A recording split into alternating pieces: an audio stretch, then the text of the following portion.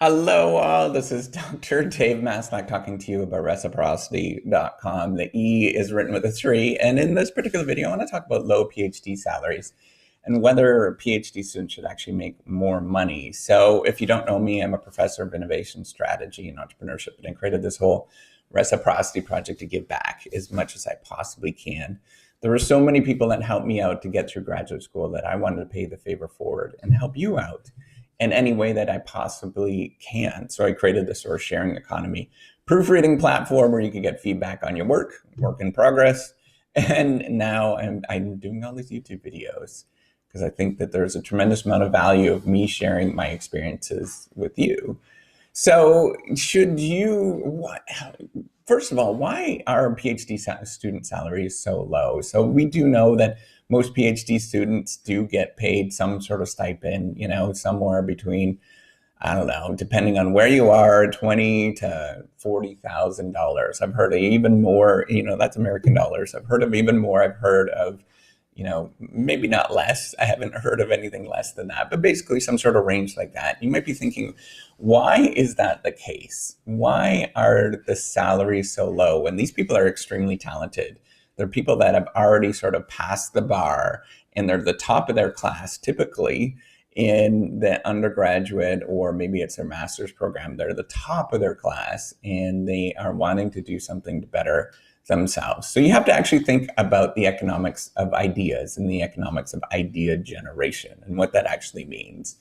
So it really is important to think about where's the value in an idea and how is that actually calculated? So if you're thinking about an alternative and thinking about whether something should be paid a little bit more than another alternative, you have to think about what is the expected value of pursuing that particular thing. And so if you don't know what that is, you really just have to think about what is the payoff, how much is that thing going to make, and what is the probability of you actually obtaining that particular thing, right? So an idea, actually, generally a good idea, has very high payoff to a lot of extent, right? That they could make a lot of money for a university, could make a lot of money for a company. Every once in a while, there is a patent that a university has, or there's an idea that just goes gangbusters and it makes a tremendous amount of money. The problem is the probability of that happening is extremely low. And so the expected value, if you multiply those things together, is not very high. So if you think about this in terms of what is called like a real options approach, or if you're thinking of, you have multiple sort of irons in the fire, right? You have many different alternatives, and a university is trying to fund different PhD students, and they don't know which idea is going to work and which one is going to pay off. And they truly don't. It's really, there's a lot going on behind the scenes that you can't predict.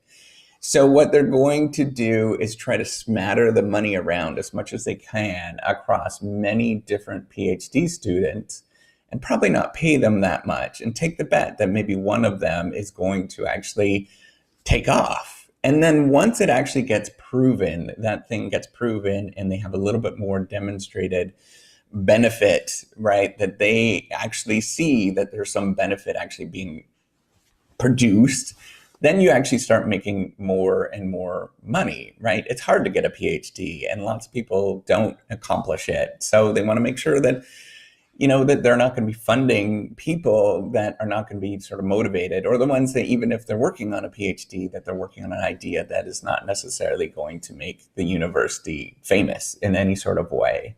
So they look for ways to navigate this problem, because ideas are few and far between. Good ideas are few and far between. That's really what this means, is that it's a low probability event, but high value sort of event that happens.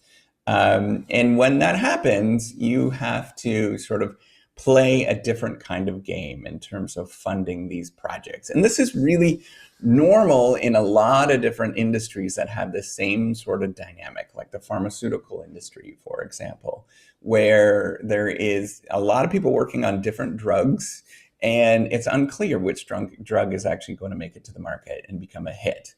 And, it's very expensive. And so what they have to do is smatter the money around to many different people and don't pay them that much. I mean, they do get paid fairly well, but don't pay them that much relative to how much they could possibly make if that drug becomes a hit drug, a blockbuster drug. And so there's lots of different industries, the music industry, the movie industry, that have very similar dynamics. And it's really because you can't predict the future and understand which of the ideas, which of the PhD students are actually going to pay off and make the university a tremendous amount of money. So how can you actually make more money as a PhD student, or think about ways to convincing people that you are worth more? Well, really, it's all about resolving uncertainty about the success or the probability of your particular idea that you're working on, right? You have to think about resolving and demonstrating to other people that this idea is profitable for the university somehow. Maybe it's demonstrating that it has maybe industry and applications of some sort, or the fact that the idea that you're working on is so solid and so incredibly well done. By maybe it's very rigorous, for example, it's a very rigorous study and it's very methodical, that lots of people are going to be interested in it just because it is rigorous, and you're demonstrating something that nobody else has done. So the other thing that you have to demonstrate, that the work that you're doing is of significant enough quality that it warrants additional funds. And that takes a lot to demonstrate that stuff. And that's really what you're trying to do when you have an unknown idea. And why the market dynamic is the way that it is that people that are making the decisions to fund these sort of PhD students or fund different projects, they just don't know whether the thing you're working on is a good idea. They really don't. And so you have to demonstrate ways to project that it's quality in some sort of way. Maybe it's working with famous people, that the project that you're working on is worthy enough that other people are going to endorse it. That's actually a really strong thing in academics, if you don't know that. That there's just tricks like that. Maybe you have a rigorous understanding of some sort of mathematical technique, and you can demonstrate it to other people in a very clear fashion, that they're enlightened and they would love to hear about this kind of thing. Or maybe it's a completely new technology that is becoming very hot and you're working on it, right? Like blockchain or something like that, that you can demonstrate that this is an incredibly new, interesting thing and people are interested in it. And lastly, the thing that you have to think about is trying to look for ideas and pursue ideas that actually have a large amount of application in a marketplace, right? The reason why something actually makes money is that it solves a problem for somebody else or produces value, is because it solves a problem for somebody else. And it's the same thing in academics. If it solves a problem for one person, that's amazing.